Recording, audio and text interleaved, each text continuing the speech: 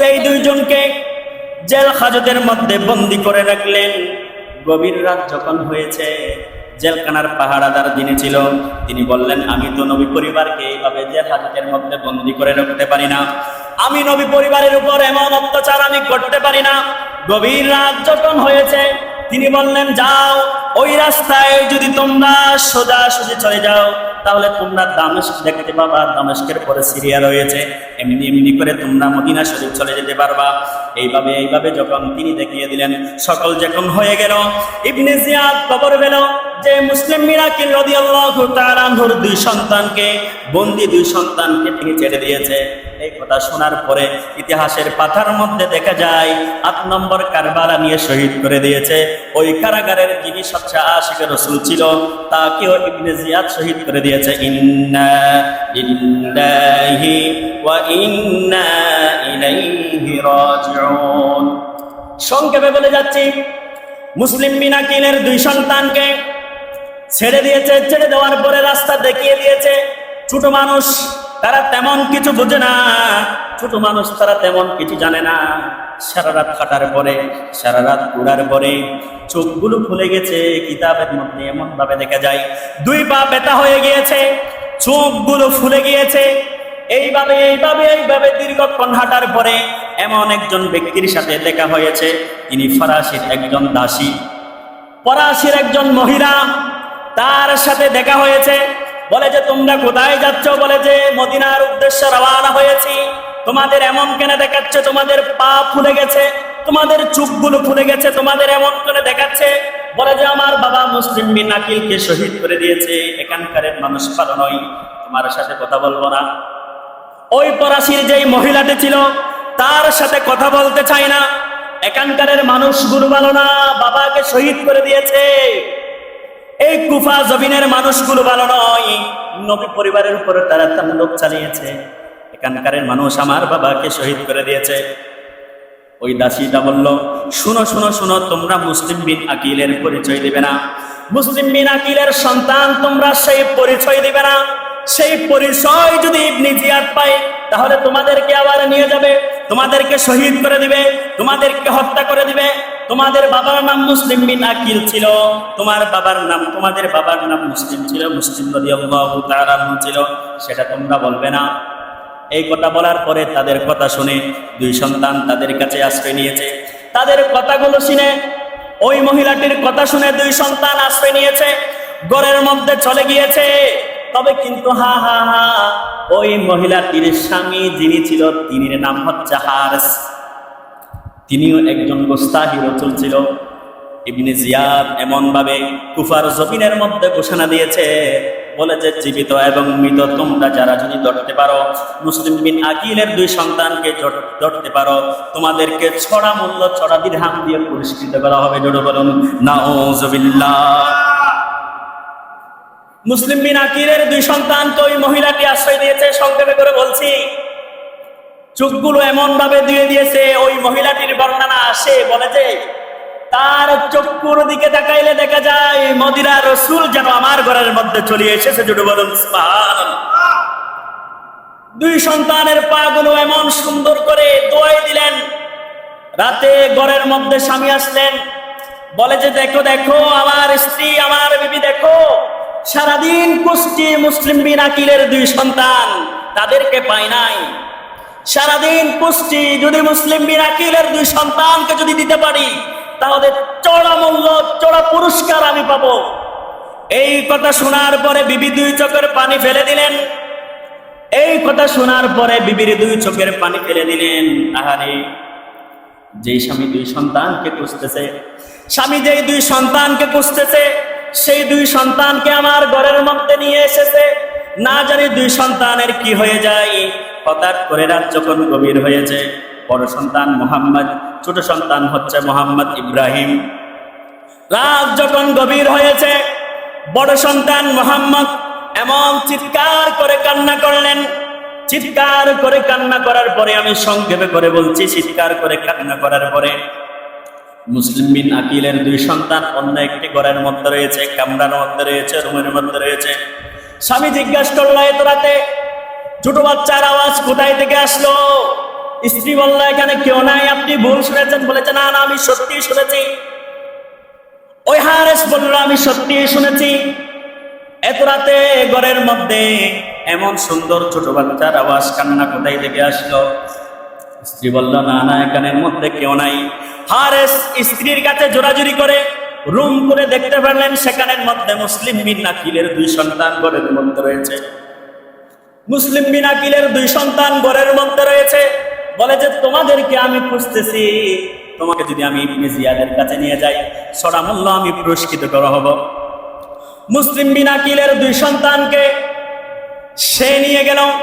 সে স্ত্রী এমন ভাবে বলে যে, আপনি কোরআন খুলে দেখুন, কোরআনের দিকে যদি আপনি তাকান, হাদিসের দিকে যদি আপনি তাকান, নবী পরিবারের উপরে যারা অত্যাচার করে, নবী পরিবারের উপরে যারা তাণ্ডব চালায়, তারা দুনিয়াতেও লাআনাত, আখিরাতেও লাআনাত। ইন্নাল্লাযীনা ইউযুনাল্লাহা ওয়া রাসূলাহু লাআনাহুমুল্লাহু ফিদ দুনিয়া এবং ওয়াল আখিরাত, আখিরাতেও তাদের উপর লাআনাত। সেই শুনে না বলে যে, আমি তোমার থেকে বেশি জানি, আমাকে শিখাইও না। মুনাফিকের কাছে টাকার কাছে বিকৃত হয়েছে, মুনাফিকের কাছে টাকার কাছে বিকৃত হয়েছে। কথা শুনতে চায় না, স্ত্রীর কথা শুনতে চায় না। সংক্ষেপে করে বলছি, 2 সন্তানকে এমন ভাবে মারধর করলো, 2 সন্তানকে এমন ভাবে মারধর করে নিয়ে গেল। রাতে এমন ভাবে চিৎকার করেছে কেন? কিতাবের মধ্যে দেখা যায় 2 সন্তান ঘুমের মধ্যে এমন ভাবে স্বপ্ন দেখেছে। স্বপ্নের মধ্যে বাবাকে দেখতে পেলেন, স্বপ্নের মধ্যে নবীজিকে দেখতে পেলেন। বলে যে, জান্নাতের মধ্যে হাউজে কাউসারের পানি নিয়ে আমরা 2 সন্তানের জন্য, আমার বাবা মুসলিম এবং প্যারা হাবিব সাল্লাল্লাহু আলাইহি ওয়াসাল্লাম হাউজে কাউসারের পানি নিয়ে আমাদের সাথে দেখা করার জন্য প্রস্তুত রয়েছে। জোরে বলুন সুবহান। মুসলিম বিন আকিলের 2 সন্তানকে সেখানকারের মধ্যে অত্যাচার করার পরে নিয়ে যাচ্ছিলেন ইবনে জিয়াদের কাছে। ইবনে জিয়াদের কাছে যখন নিয়ে যাচ্ছিল, স্ত্রী এমন ভাবে বোঝার পরে, স্ত্রী এমন কোরআন হাদিস বলার পরে সে বলল, এগুলো আমি ভালো জানি, এগুলো আমি ভালো শুনেছি, তুমি আমাকে বুঝাইও না। মুসলিম বিন আকিলের 2 সন্তান, ওই হারেস মুনাফিক বেঈমান এজিদের দল, ইবনে জিয়াদের দল 2 সন্তানকে নিয়ে যাচ্ছিল। স্ত্রী পা ধরে ফেলেছে। বলে যে, রসুল কারীমের দোহাই লাগে, আল্লাহর দোহাই লাগে, আহলে বাইতে রসুলের দোহাই লাগে, আপনি এই ছোট ছোট মাসুম বাচ্চার প্রতি এমন অত্যাচার আপনি করবেন না। সে শুনে নাই। এক প্রকারে সে তার স্ত্রীকে সেখানকারের মধ্যে, সেই জায়গার মধ্যে জবাই করে দিল, শহীদ করে দিল। ইতিহাসের মধ্যে দেখা যায় কারবালাকে নিয়ে, ইতিহাসের মধ্যে 9 নম্বর শহীদ। জোরে বলুন, ইন্না লিল্লাহি ওয়া ইন্না ইলাইহি রাজিউন। তার স্ত্রীকে সেখানের মধ্যে শহীদ করে দিলেন। সন্তান রয়েছে, সন্তান অবুস এবং শিশু। বলে যে, এমন কেমন বাবা নিজের স্ত্রীকে জবাই করে দিতে পারে? আমার মাকে জবাই করে দিয়েছে। বাবা, আপনি এই কাজ করবেন না, ছোট ছোট মাসুম বাচ্চার উপর আপনি একটু রহম করুন। বাবা, আপনি এমন কাজ করবেন না। এই কথা বাবার সাথে এবং সন্তানের সাথে কিছুক্ষণ কথোপকথন হওয়ার পরে সন্তানকেও জবাই করে দিয়েছে, শহীদ করে দিয়েছে। ইতিহাসের কারবালার পাতার মধ্যে তিনিও 10 নম্বর শহীদ। আমি সংক্ষেপে করে বলে যাচ্ছি, কারণ এই আলোচনাগুলো গত বছর করেছিলাম। এরপরে মুসলিম বিন আকিল 2 সন্তানকে, মোহাম্মদ এবং ইব্রাহিমকে সামনের দিকে নিয়ে রওনা করে নিয়ে যাচ্ছে। সেখানকারের মধ্যে, যেই ঘরের মধ্যে একজন দাসী ছিল, সেই দাসী বলল, যে ব্যক্তি নিজের সন্তানকে, নিজের স্ত্রীকে জবাই করে দিতে পারে, সে মানুষ হতে পারে না। তার সাথে দীর্ঘক্ষণ ঝগড়া করেছে, দীর্ঘক্ষণ প্রতিবাদ করেছে, দীর্ঘক্ষণ ইমানি শক্তি নিয়ে কথা বলেছে এবং যুদ্ধ করেছে। এক প্রকারে ওই দাসীকেও সেখানকারের মধ্যে শহীদ করে দিয়েছে। ইন্না লিল্লাহি ওয়া ইন্না ইলাইহি রাজিউন। এই হারেস, এই জাহেল, এই জালেম 2 ছোট সন্তানকে নিয়ে যাচ্ছে। নিয়ে যাওয়ার পরে যখন ফুরাত নদীর কাছাকাছি আসলো, তাদেরকে নিয়ে যেতে পারছে না, একে অপরকে জড়িয়ে ধরছে। জড়িয়ে দেওয়ার পরে বলে যে, এইভাবে হলে তো নেওয়া যাবে না, যদি সামনের দিকে যদি আর কিছু গুপ্তচর দেখা যায়, তারা তো আমার হাত থেকে এই 2 সন্তানকে কেড়ে নিয়ে যাবে, পুরস্কার তো আমি পাবো না। সুতরাং আমি কি করি, এখানে এই জায়গার মধ্যে এই 2টা সন্তানকে শহীদ করে দিই। ইন্না লিল্লাহি ওয়া ইন্না ইলাইহি। মুসলিম বিন আকিলের 2 সন্তানকে এক প্রকারে শহীদ করে দেওয়ার জন্য চিন্তা ভাবনা করলো।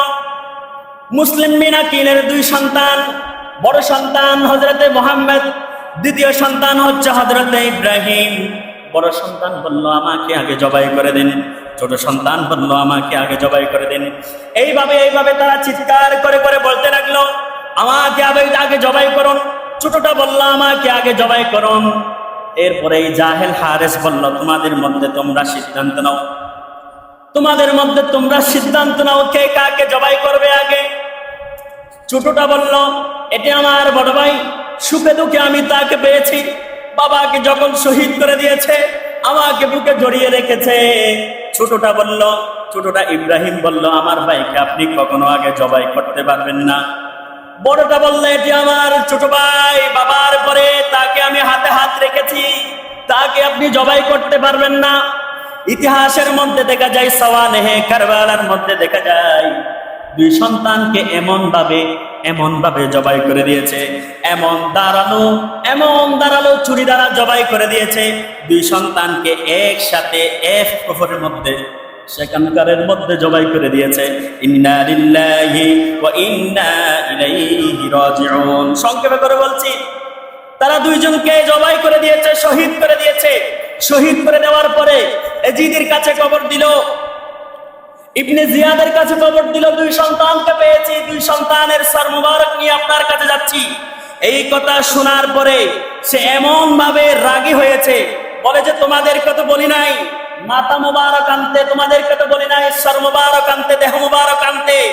এই মুসলিম বিন আকিলের দুই সন্তানকে ইবনে জিয়াদ বলছে আমি যদি এজিদের কাছে নিয়ে যেতে পারি আমিও ছড়া মূল্য পাবো, তোমরা কেন জবাই করে আনছো? যেই জায়গার মধ্যে হারেস জাহেল জবাই করে দিয়েছে সেই জায়গার মধ্যে ইবনে জিয়াদ হুকুম করলেন, বলে যে যেই জায়গার মধ্যে এই দুই সন্তানকে জবাই করে দিয়েছে এই জায়গার মধ্যে এই হারেসকে, এই জাহেলকে জবাই করে দিয়ে আসো।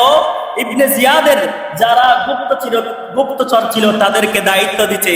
সেখানকারের মধ্যে একজন আশিক রসুল ছিলেন, সে আশিক রসুল বলে যে অনেক দিন ধরে তোমাকে আমি খুঁজতেছি, তুমিও আমার উপর অনেক তাণ্ডব চালিয়েছো। তার নাম হচ্ছে হযরতে মুকাথির রাদিয়াল্লাহু তাআলা আনহু। তিনি জেলখানাতেও বিভিন্ন দিন দায়িত্ব ছিলেন।